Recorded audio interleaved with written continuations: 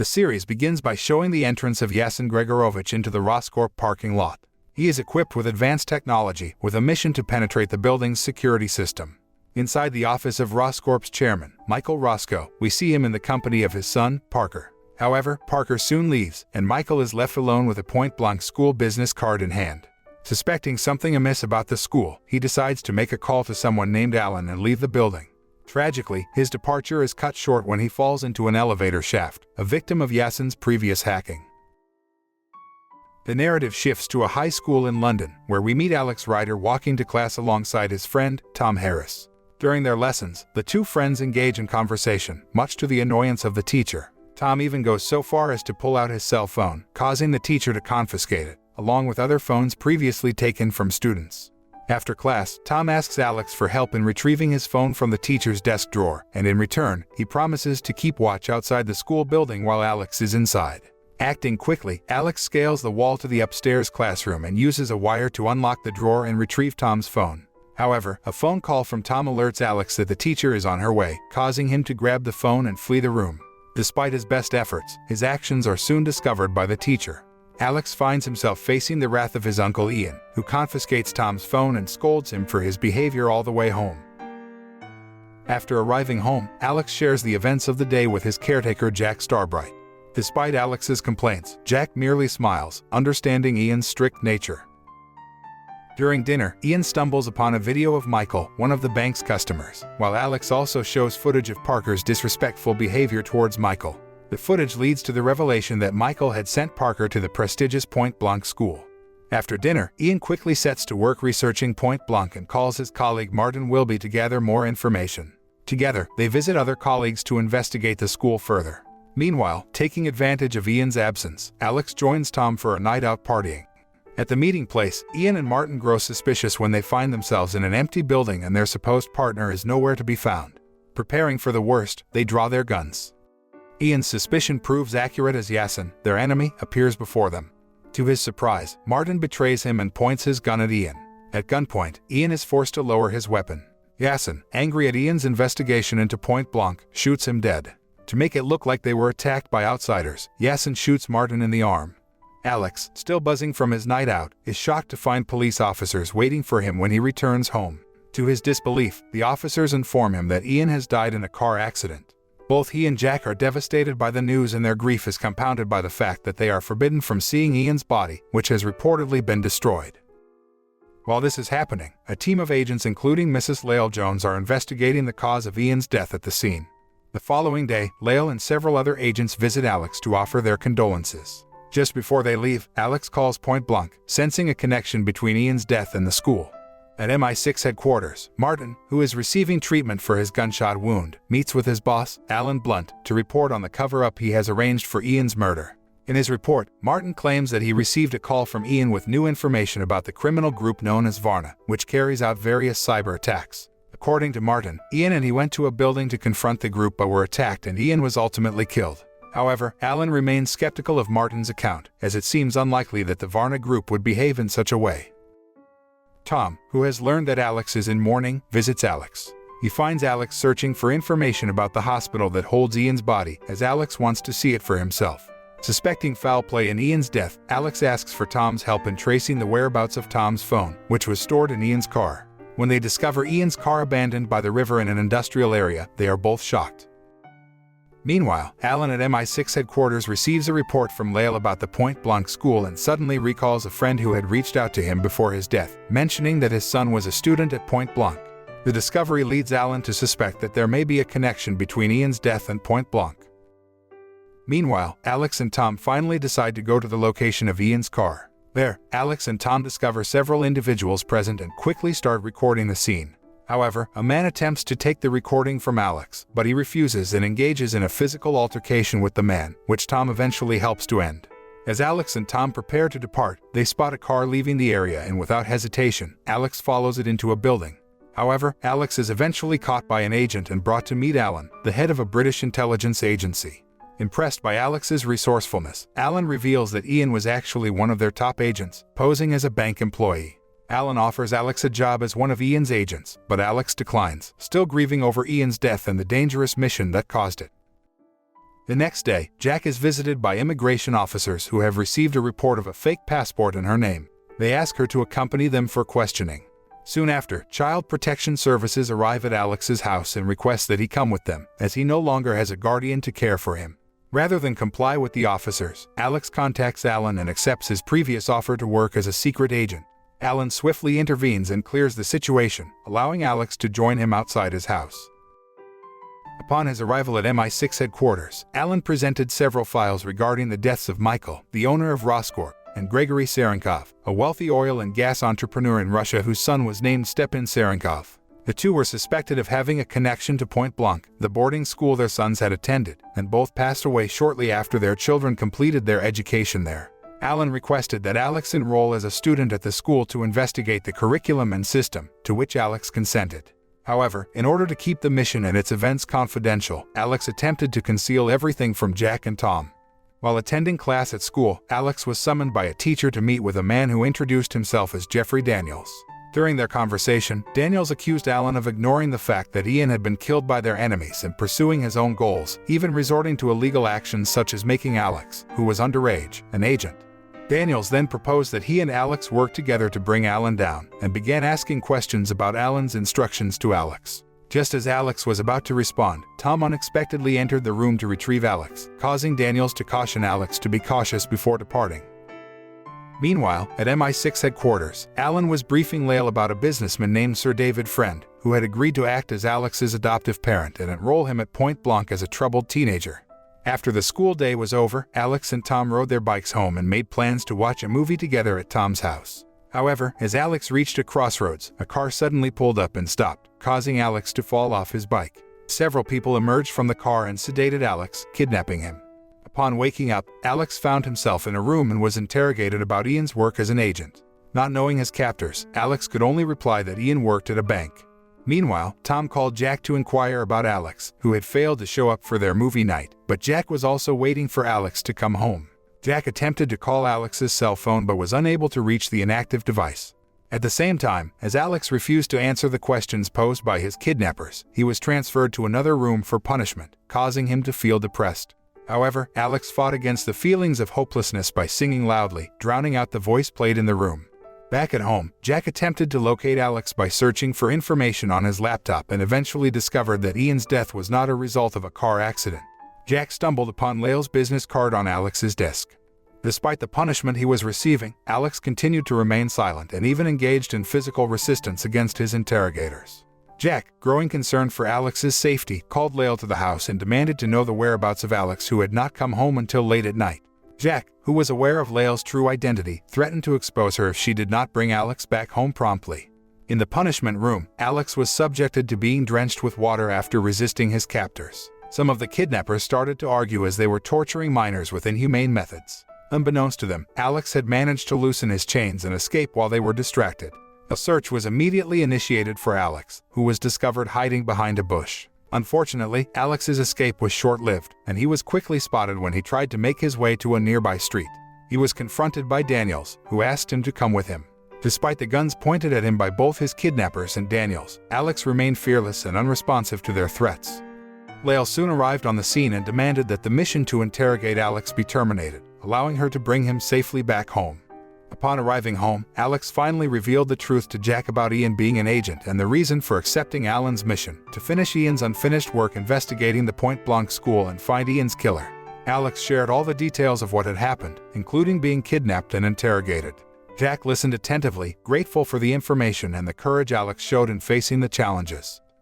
At MI6 headquarters, Alan and Jeffrey Daniels are observed talking about the death of Michael after Alan enters an elevator that was disguised as a hologram. Meanwhile, at Martin's residence, Yasin inquires about the present state of the MI6's investigation into Point Blanc and instructs Martin to immediately inform him if there are still individuals or entities attempting to investigate the school. A while later, Alex returned to MI6 headquarters to delve deeper into his mission. His handler, Daniels, filled him in on the details. Alex would pose as Alex's friend, a troubled teenager who would be sent to the prestigious Point Blanc Academy in the French Alps, under the guise of being adopted by a man named David Friend. As Alex arrived at Point Blanc, he was greeted by the imposing figure of Dr. Greif, who was giving orders to his assistant, Eva Stellenbosch. The two were making final preparations to welcome the latest crop of students to the academy, nestled high in the snow-capped peaks of the French Alps. During a meeting held at MI6 headquarters, it was revealed to Lael that the location of the Point Blanc school, which was registered under the Shield company name with Eva Stellenbosch signed as the principal, was shown to him by Daniels. It was explained that in order for Alex to be accepted into the school, he would have to meet with Eva and undergo some entrance tests to determine if he was fit for enrollment. While at school, Tom noticed a significant change in Alex's demeanor. Alex had become distant and colder towards him. After classes, Alex returned home and was met by Lael, who delved deeper into the history of David's family and made sure that Alex altered his appearance to resemble that of a delinquent teenager. The following day, Alex's transformation caught the attention of his friends, including Tom and Aisha, who expressed interest and even invited both Alex and Tom to watch a movie together. After classes, Alex received a message urging him to leave immediately. Tom, who was filled with curiosity, asked if he could come along, but Alex firmly declined, stating that it was his personal matter. This rejection left Tom feeling disillusioned, leading him to eventually end his friendship with Alex. Meanwhile, Alex made his way to MI6 headquarters. Upon arrival, he was greeted by Lael and Daniels, who informed him about Eva and the group of teenagers attending Point Blanc. To aid him in his mission, Daniels handed Alex a miniature music player, which doubles as a means of communication with the MI6 team. Soon after, Alex was taken to David's residence where Caroline, David's wife, was eagerly awaiting his arrival. She promptly showed Alex to the room that would be his during his stay and before he was sent off to Point Blanc. Meanwhile, Alan at the MI6 base, suspecting something was amiss, ordered one of his men to look into Martin's background, as his testimony regarding Ian's death seemed suspicious. That evening, Alex sent a text to Tom apologizing for not being able to join the movie they had planned to watch the next day due to an alleged illness. However, the message only served to further fuel Tom's suspicions about Alex's behavior. The next day, Fiona, David's daughter, arrived home looking distressed as she had just gone through a breakup with her boyfriend Rafe. Upon learning of Alex's arrival, Fiona became upset and David attempted to reassure her by explaining that Alex would only be staying at their house for a few days. Despite her initial objections, Fiona eventually came to accept the situation. Meanwhile, Tom went to Alex's house in search of answers to the strange behavior Alex had been exhibiting towards him. Disappointed that Alex was not there, he turned to Jack for an explanation. Alex, who was at David's residence, then met Fiona by the pool and the two eventually sat down to dinner with David and Caroline. Following dinner, in a surprising turn of events, Tom, having obtained Alex's new address from Jack, arrived at David's house disguised as a pizza delivery man. Alex confided in Tom, revealing all he knew, and Tom listened understanding. He advised Alex to be cautious in his mission before finally leaving to return home. On his way, Tom was nearly hit by a car driven recklessly by Rafe and his friends, causing him to fall off his bicycle. The car was headed towards Fiona's house. Later that evening, while Rafe, Fiona, and their friends were lounging by the pool, Alex joined them and after some small talk, Rafe invited Alex to go for a walk the next day. The following morning, Rafe requested permission from David and Caroline to take Alex hunting with Fiona and his friends, to which David agreed. When the appointed time arrived, Alex went to the agreed-upon meeting place and as he waited for Rafe and his friends, he heard a gunshot and realized that one of the shots was directed at him. Without hesitation, Alex quickly ran to avoid being hit. Upon discovering that Rafe and his friends were attempting to shoot him, Alex quickly took cover under a tree branch to conceal his location. As Rafe was caught off guard, Alex emerged from hiding, seized the rifle that Rafe was holding, and confronted him and his friends until they were frightened and claimed it was all just a game. Enraged at being treated like a hunted target, Alex cast aside the rifle and left them behind. Later on, Eva made a visit to David's house to meet Alex, and Lael and her team were on standby to ensure the smooth execution of their plans. Upon her arrival, David and Caroline warmly welcomed her and immediately took her to meet Alex, who was eagerly waiting, and with his confident demeanor, Alex successfully convinced Eva to take him to the Point Blanc school. Fiona, still agitated by Alex's handling of the situation with Rafe in the woods, came back home and intended to confront Alex. Recognizing the potential danger, Lael quickly asked one of the agents disguised as David's maid to discreetly remove Fiona from the property to prevent any disruption to their plans. The agent swiftly administered a sedative to Fiona, allowing Alex to depart with Eva for the Point Blanc school without any interference. After flying for several hours, Eva and Alex's helicopter journey finally arrived at a vast, snow-covered plain. Excitedly, Eva informed Alex that this would be his new home for further studies. Alex peered out the window and saw Greif, who had been eagerly awaiting his arrival. As they approached Point Blanc, Alex's belongings were thoroughly inspected by security officers. To Alex's disappointment, his cell phone was not allowed on the school grounds. However, he breathed a sigh of relief when he remembered that his game player, gifted to him by Daniels, was permitted to be carried inside. In the bustling city of London, Martin made his way to a public locker to make a phone call. He was inviting Yasin for a meeting. Meanwhile, at Point Blanc, Eva introduced Alex to a class of privileged but mischievous teenagers, including Sasha, Laura, Arash, James, and Kyra. Martin and Yasin eventually met in a quiet parking lot, where Martin reassured Yasin that he had taken care of everything. He had convinced his team that Ian's killer was a North Korean agent, and as a result, MI6 had ceased all investigations into Ian's murder. Martin was determined to keep Yasin's involvement a secret. However, after Martin's departure, Yasin felt a sense of unease. Something about the situation seemed too easy, and he couldn't shake off the feeling that something was amiss. In response, he made a phone call to an unknown party, instructing them to be on high alert. Yasin had a suspicion that the investigation into Ian's murder might still be ongoing, albeit in secret.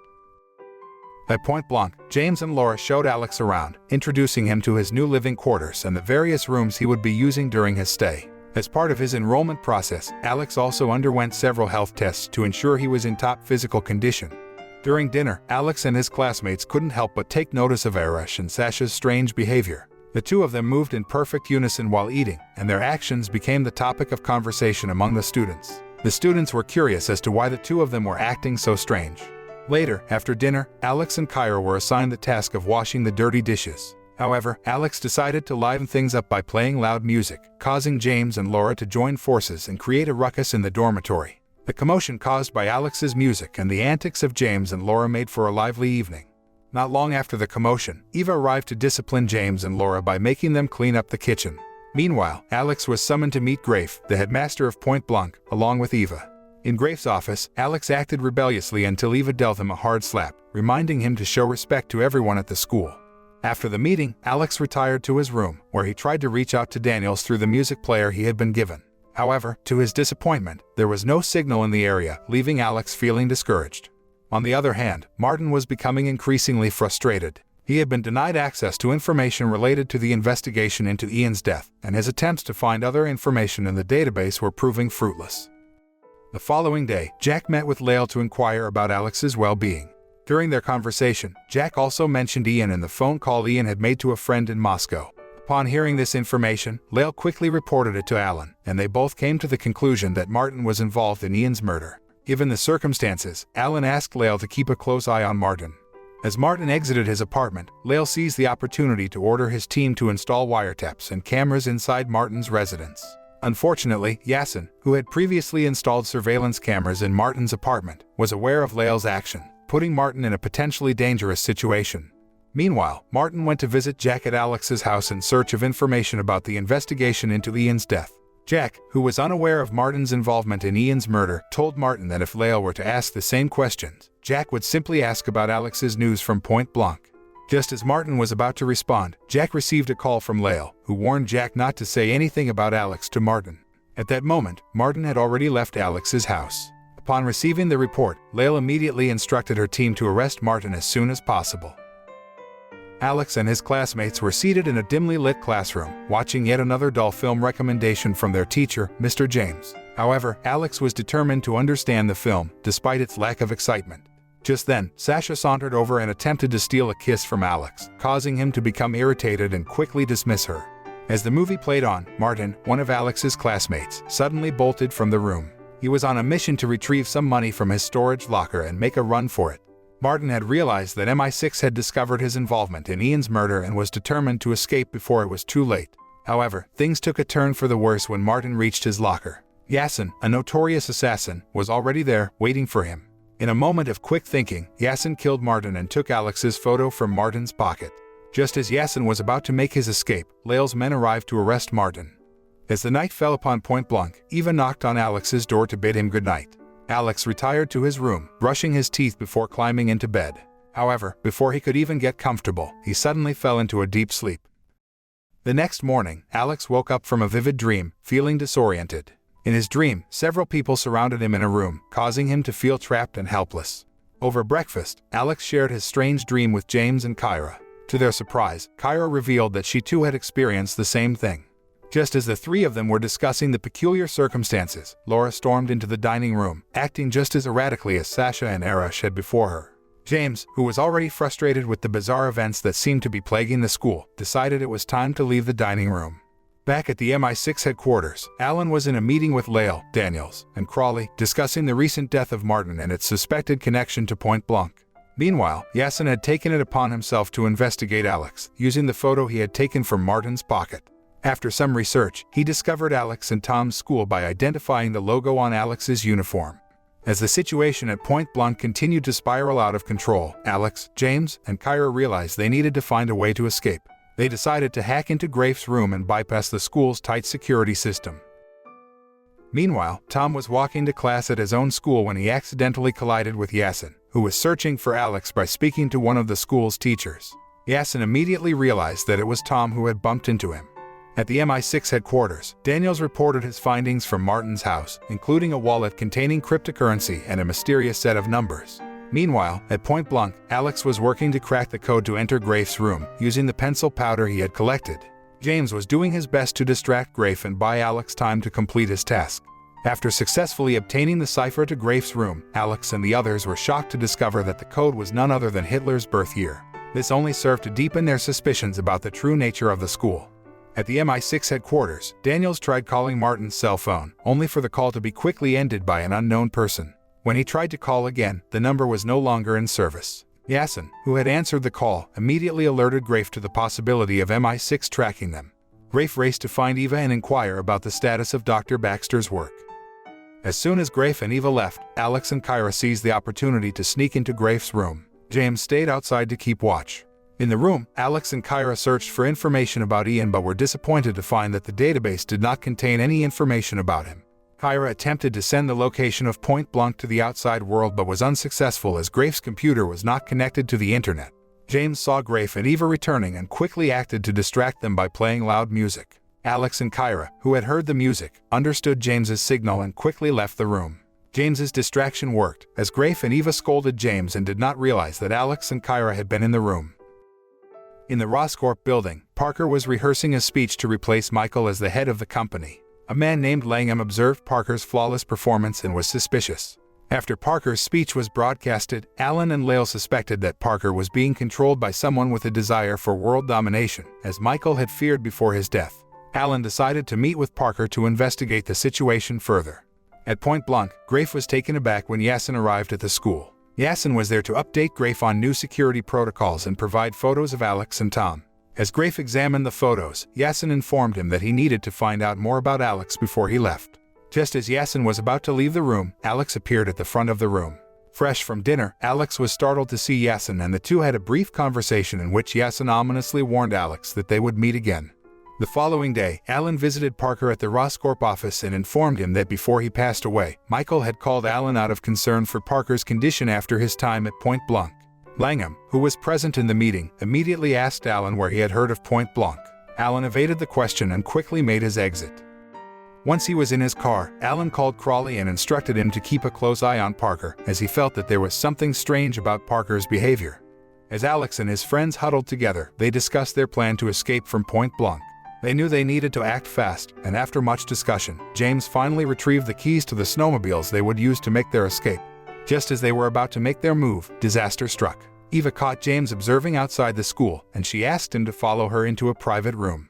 Alex, sensing danger, followed the two of them, but when he entered the room, he found it empty. James and Eva were nowhere to be found. At MI6 headquarters, Crawley was giving his report on Langham, who had been Parker's personal assistant since Michael's death. Langham was a former soldier who had been dishonorably discharged, and Crawley was suspicious of his behavior. He reported that Langham had broken into a bodyguard training ground with Eva. Alex listened intently, piecing together the information he had gathered. He then shared with Kyra the events that had led him to believe that they needed to get out of Point Blanc. He described the mysterious disappearance of James and their concerns about the strange activities happening at the school. As the clock struck midnight, Alex and Kyra made their move. They snuck into Eva's room and made their way to the second floor through a secret door hidden behind a glass panel. As they entered the second floor, they were taken aback by what they saw. The room was identical to their own, with every detail perfectly replicated. It was as if someone had taken great care to recreate every aspect of the room. However, their surprise turned to concern as they noticed the surveillance cameras in each room. It was clear that someone was watching their every move, monitoring their behavior, and learning their habits. As Alex and Kyra made their way through the rooms, they were close to leaving when they suddenly heard the voices of Greif and Eva. They quickly hid and listened in on the conversation, peeking through a crack in the door. To their horror, they witnessed Greif kill Baxter with a knife. The conversation between Greif and Eva was revealing. Kyra learned that she was next on their hit list. The next day, the atmosphere at Point Blanc was tense, with guards stationed at every turn. As the students gathered for breakfast, Alex and Kyra noticed that James seemed different, like the other students. They quickly became the target of ridicule, and they both felt like they didn't belong. They decided to leave the dining room as soon as possible. In Greif's room, he was discussing their next move with Eva. He instructed her to investigate the photos of Alex and Kyra and to take care of Kyra after the lesson was over. Eva nodded, her eyes cold and calculating. Meanwhile, Tom received an unexpected phone call that made him so excited that he decided to skip school. He quickly changed clothes and headed to the Roscorp office, eager to share his excitement with the world. He snapped pictures to post on social media, his enthusiasm palpable. Back at Point Blanc, the day's lesson had ended, and Eva called for Kyra to meet her in her private quarters. As Kyra prepared to leave, she and Alex got into a heated argument. Alex tried to convince Kyra not to leave, warning her that it was too dangerous. He asked for just 1 hour to find a safer way out. Kyra, however, was determined to escape at any cost and refused to listen to Alex's warnings. Frustrated, she left Alex behind. As Kyra left, Alex quickly set off to explore the lower levels of the Point Blanc building. In his search, he stumbled upon an unoccupied laboratory where he found various project files about human cloning. The files revealed shocking information about the cloning of some of the students at Point Blanc. Meanwhile, Tom arrived at the Roscorp office and was greeted warmly by Langham. He was then invited to meet with Parker for a video recording session. Upon reaching Parker's chambers, Tom is immediately thrown off by the unexpected turn of events. Parker, instead of discussing the film, seems more interested in inquiring about Alex. Tom senses that something is amiss and feels increasingly uneasy. He tries to make a hasty exit, but Langham blocks his path, preventing him from leaving the room. Back at Point Blanc, Eva is growing more and more concerned by the minute. Kyra failed to show up at her office, and even after sending Laura to search for her, the young woman has not been found. Meanwhile, Kyra has managed to slip away, making a break for freedom into the harsh winter landscape beyond the walls of the academy. Inside the laboratory, Alex continues his investigation, determined to uncover the truth. He eventually stumbles upon a room where he finds Parker and some of his other friends, all locked up and being held captive. At the Roscorp office, Langham makes his move, confiscating Tom's cell phone and accessing a video that Parker had sent to Greif. This prompts Greif to immediately set out in search of Alex, but when he arrives at the young man's room, he finds it empty. In a panic, Greif orders Eva to activate all the building's security systems, hoping to prevent Alex from making a successful escape. It wasn't long before Eva received news from the rangers stationed outside Point Blanc. They reported discovering footprints leading into the nearby forest, and Greif immediately springs into action. He orders all of his troops to scour the forest, determined to find Kyra, whether she's dead or alive.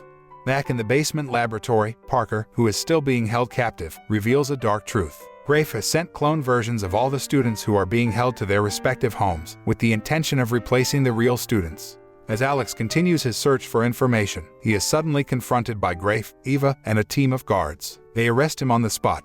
Meanwhile, Jack receives a frantic call from the academy, informing him that Tom is missing. He fears that Tom may have joined forces with Alex. Jack, realizing the gravity of the situation, attempts to reach Tom by calling his cell phone, but the phone is still in Langham's possession, making Langham suspicious that Tom may have fled with someone else. Langham decides to check outside the Roscorp building, not realizing that Crawley and his team are closely monitoring his movements.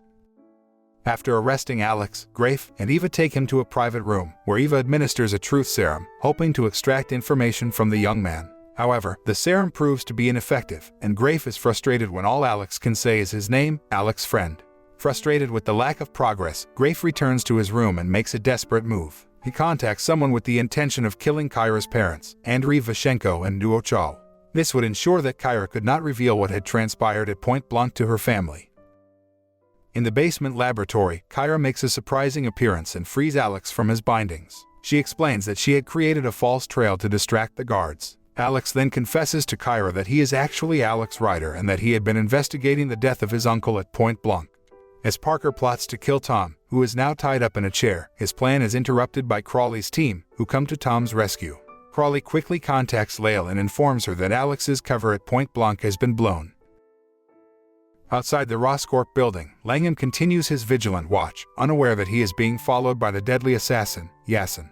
Meanwhile, Greif and Eva plan to replace all the original students with their clones and eliminate the real students in order to continue their schemes. However, their plans are disrupted by the news of Alex's escape from the laboratory. Along with Kyra, Alex devises a plan to leave the Point Blanc building and seek help from the outside world using a specially modified board. In response to this development, Lael quickly contacts Wolf and initiates a rescue operation to save Alex. Kyra handed Alex a small, short-range phone, instructing him to use it to signal her if he needed help. Unfortunately, it wasn't long before disaster struck. As Alex trudged through the snow, he lost his footing and slid, attracting the attention of several guards who began shooting at him. Miraculously, he managed to escape their barrage by diving behind a nearby tree. With the guards now past him, Alex continued on his journey. However, just as he reached a highway, he was blindsided by a snow-cleaning truck. The impact knocked him unconscious and he lay motionless on the road. Back at the Point Blanc building, Kyra tried desperately to reach Alex, but there was no answer. A few minutes after the accident, an ambulance arrived and took Alex to the hospital. The guards at Point Blanc informed Eva of the incident, and Greif asked her to confirm whether Alex was dead. When Eva arrived at the hospital, she went straight to Alex's room. To her surprise, she saw that Alex's heart had stopped beating. Devastated, she left the hospital. However, just as she stepped out, Alex regained consciousness. This was all part of MI6's plan to outsmart Eva and the Point Blanc guards and keep them from coming after Alex again. Eva, who had confirmed Alex's death, raced back to the Point Blanc building to deliver the heart-wrenching news to Greif. The cold-hearted leader seemed unfazed and instead praised Eva for her quick action. He then issued a cruel order for all the clones to be sent out and for the original students to be killed without mercy. Meanwhile, Lael was preparing for a daring assault on the school, determined to put an end to the evil deeds of Point Blanc. Alex, who was at the scene, desperately begged to be a part of the operation. Lael initially refused, knowing that the mission was too dangerous, especially for someone as young as Alex. However, seeing the determination in Alex's eyes, Lael eventually relented and allowed him. At MI6 headquarters, Agent Daniels made a shocking revelation to Alan and Crawley. After interrogating the suspect they had taken into custody, Daniels discovered telltale signs that the person they had arrested was not the real Parker. The surgical marks on various parts of the captive's head and the presence of a fast-healing fluid led Daniels to conclude that they had in their custody a clone of Parker, crafted to be an exact replica of the original. As Lael and her team were finalizing their plans for the assault on Point Blanc, a familiar face entered the room. Alex was taken aback when he saw Wolf, the leader of the group that had once kidnapped him. Later, Alan reached out to Lael's team to share crucial information about Greif's evil scheme. They learned that Greif was cloning humans in order to gain control over the powerful families of the cloned students. Just as they were putting the pieces of the puzzle together, Crawley received a devastating report. Langham had been found dead near the Roscorp building. On the other hand, Yasin made a call, reporting that all of Greif's schemes had been uncovered and there was a strong chance that he would soon be arrested. Yasin had taken precautions to ensure that he wouldn't be linked to Ian's murder. Meanwhile, Alan tried to engage in conversation with Parker's duplicate to obtain a sample of his voice, which would later be used to contact Greif. Using this voice sample, Daniels impersonated Parker and reached out to Greif, claiming that Alex Rider was just a fictional character played by Alex's friend and directed by Tom and that they were merely making a movie for their own amusement.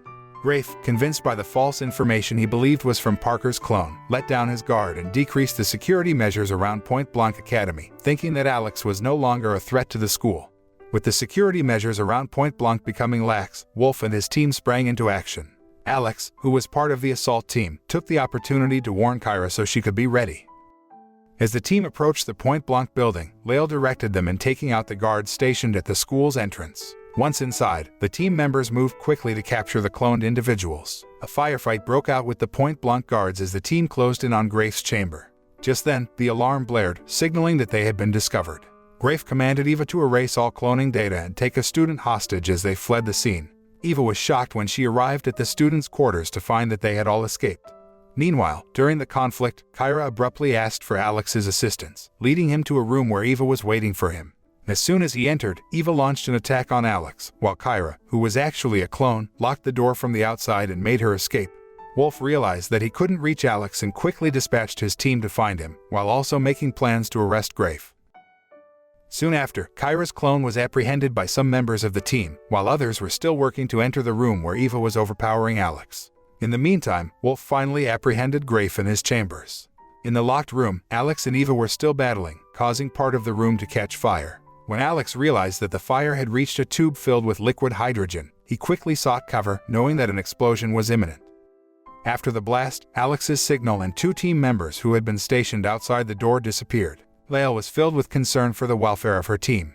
Fortunately, the 2 team members were unharmed and quickly entered the room to assess the situation. They discovered that Eva had perished in the explosion, but was relieved to find that Alex was still alive, having taken cover behind a table during the blast. Meanwhile, the rest of the team located all of the missing students, successfully completing the assault mission. Despite the fact that the mission was illegal, Alan praised the team's success and credited Lael's leadership for guiding Wolf and his team to success. All of the human clones were captured and the original students were witnesses to the events. Wolf, overjoyed that Alex was safe, escorted him to the arriving aid helicopter. As they waited for the helicopter to land, Alex still appeared to have lingering questions about Point Blanc, but eventually decided to leave the location. Eventually, Lael escorted Alex, who had completed his mission, back to his home where Jack and Tom were eagerly waiting. At MI6 headquarters, Alan attempted to interrogate Greif to uncover the truth about the killers of Gregory, Michael, and Ian. Unfortunately, Greif proved uncooperative and refused to answer Alan's questions. In the aftermath of the ambush, the Point Blanc building was left abandoned and empty, except for one room where the explosion had taken place. To everyone's surprise, a clone of Alex was discovered among the ruins, walking among the wreckage. Back at his home, Alex was still haunted by the events of the mission and was in a somber mood. Meanwhile, the Alex clone that was discovered in the Point Blanc building made his way out and into the snow-covered countryside. He eventually reached the main road and hailed down a passing car. Pretending to ask for a ride, the clone struck the driver with a stone, knocking him unconscious, and stole the car. Tom noticed that Alex was still feeling down and decided to try and lift his spirits. He wanted Alex to be able to return to school as normal. Meanwhile, Crawley was at MI6 headquarters, chatting with Lael, when he suddenly received a devastating call. Kyra's parents, who were in Singapore, had been killed in a tragic accident. Crawley rushed to be by Kyra's side and tell her the heartbreaking news. Kyra, still in shock, suspected that the accident may have been caused by Greif seeking retaliation after she tried to escape from Point Blanc. She was consumed by grief and sadness, and Crawley could see this as she clung to him for comfort. He tried his best to calm her down and provide some solace before he reluctantly had to leave her in her room. As Crawley left Kyra's side, Lael and Daniels continued their relentless search for the murderer connected to Point Blanc. A short while later, Crawley arrived back at the base to join them. Lael immediately asked for the key to Kyra's safe house, but Crawley realized that he had lost it in the embrace with Kyra earlier. Meanwhile, Alex's clone made his way back home and immediately headed to Alex's room. He put on his school uniform and gazed at the photos on display. Jack, who was in the house, was not at all suspicious of the clone as it had been designed to be a perfect duplicate of the original. Kyra, who now had the keys to the safe house, finally had the chance to visit Alex at school. She found him in the midst of preparing for a dance party. They chatted for a while before Kyra said goodbye and left. Meanwhile, Alex's clone was also at school, where he ran into Aisha. Meanwhile, a group of agents arrived to take Greif away to another location. He had remained tight-lipped about the individual responsible for several deaths related to Point Blanc. At school, Alex's clone, who had just encountered Aisha, finally ran into Tom in the room where the dance party was to be held. The two of them began to argue after the clone brought up something that deeply upset Tom. Frustrated, Tom decided to leave the room. As the group of vehicles carrying Greif continued on their journey, the cars came to a sudden stop when the engines died and refused to restart. The agents looked confused, unsure of what was happening. Not far from the scene, Yasin appeared, carrying a deadly poison. He stealthily installed the poison gas canister in the air duct of the car, which was now locked as the engine was off. The agents tried desperately to escape the car, but the poison gas had already infiltrated the air ducts. They were unable to escape its deadly grasp, and all the agents, including Greif, perished after inhaling the toxic fumes. Yasin watched from a distance, confirming that Greif was indeed dead before calmly walking away from the scene. Back at school, Alex approached Aisha, only to be suddenly slapped. Aisha's friend explained that Alex had made inappropriate comments when they first met. Confused, Alex couldn't recall ever meeting Aisha. Tom also informed Jack about his argument with Alex, sensing a sudden change in Alex's demeanor, becoming angrier and more impulsive. When Alex returned home, Jack immediately questioned him about his recent behavior, but Alex felt frustrated at being accused of being rude or impolite to his friends. Deciding he'd had enough, Alex stormed out of the house. At MI6 headquarters, Alan, Daniels, and Crawley were reviewing the murders that occurred in the convoy carrying Greif. Alan was deeply disturbed that their only key witness who held information about Ian's killer had perished. The team must now search for other witnesses who can provide insight into the murders connected to the Point Blanc school. Alex, feeling restless about the lack of progress in uncovering Ian's killer, approached Lael for help. Lael told Alex that he was the only one who could provide new information about the killer. This made Alex remember his encounter with Yasin at Point Blanc. He told Lael about a man with a scar on his face he saw coming out of Greif's room. Lael showed Alex a photo of Yasin, and Alex immediately recognized him as the man he had seen. Lael was shocked, as she believed Yasin to be dead. Lael rushed back to the base after her meeting with Alex to share what she had learned. Crawley was stunned to hear that Yasin was still alive, and Lael had to convince him that Alex had actually met the notorious assassin. Alan surmised that Yasin was a member of Scorpia, a secretive organization known for its advanced technology and global reach. As evening approached, the school dance was in full swing and the students were dressed in their finest attire. Tom arrived with his friends and showed them their invitations before entering the building. Among the crowd of revelers, Alex's clone was seen in his school uniform. The clone spotted Tom and approached him, requesting a private conversation. Tom, not suspecting anything, followed the clone to the library. There, the clone attempted to engage Tom in conversation. At MI6 headquarters, Daniels and Crawley were in deep discussion about the Scorpia organization when Daniels' computer suddenly beeped and displayed information about a human cloning project, revealing that Alex had been cloned. Daniels raced to Alan and Lael to break the news, informing them that Alex's clone had been successfully created by Greif and was still at large. Alan quickly sprang into action, ordering a search for the clone's whereabouts to prevent any potential harm. Meanwhile, Alex was en route to the school dance when he received a frantic video call from Tom. The call showed Alex's clone viciously assaulting Tom with a baseball bat. The clone demanded that Alex come to the library to meet him or Tom would be killed. Alex knew that Tom's life was in peril and raced back to school. Upon arriving at the library, Alex tried to reason with his clone but was met with a fierce attack. In the ensuing fight, Alex instructed Tom to flee the scene and find help. Alex battled his clone, determined to protect his friend.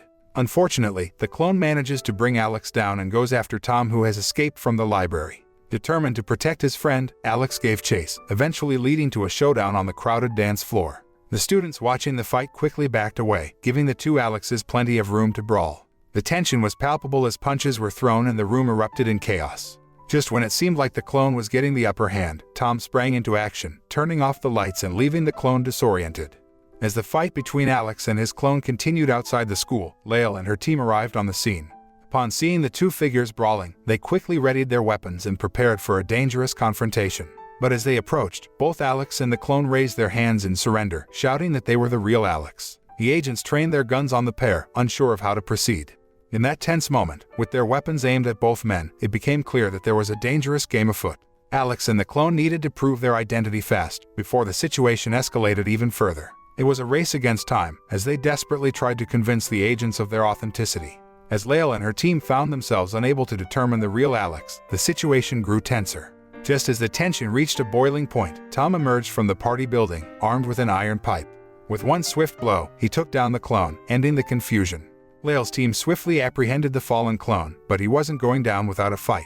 The clone struggled against his captors, trying to break free and grab one of the agent's guns. Just as the clone was about to pull the trigger and end Alex's life, a shot rang out from above. Yasin, who had been secretly observing from the roof of the school building, took aim and fired, killing the clone. Lael and her team were immediately on high alert, realizing that there were other forces at play. As they scanned the surrounding area, Yasin calmly put down his rifle, his mission for the night complete. In the series finale, Alex was enjoying some much-needed downtime with his friends Jack and Tom, who was nursing an injury to his hand. The three of them were happy to be together after surviving an event they could never have imagined. They decided to go grab some pizza and enjoy each other's company. Meanwhile, in a parked car nearby, Alan approached Lael with a request. He wanted Lael to reveal Yasin's true identity to Alex, but she rejected the idea. She believed that Alex deserved a chance to live a normal life, surrounded by his friends and family, without having to bear the weight of such knowledge. The moral of the series is that in our lives, there are many instances of falsehood and misinformation. It's important to be able to recognize and distinguish between truth and lies in order to make informed decisions and navigate the world around us effectively.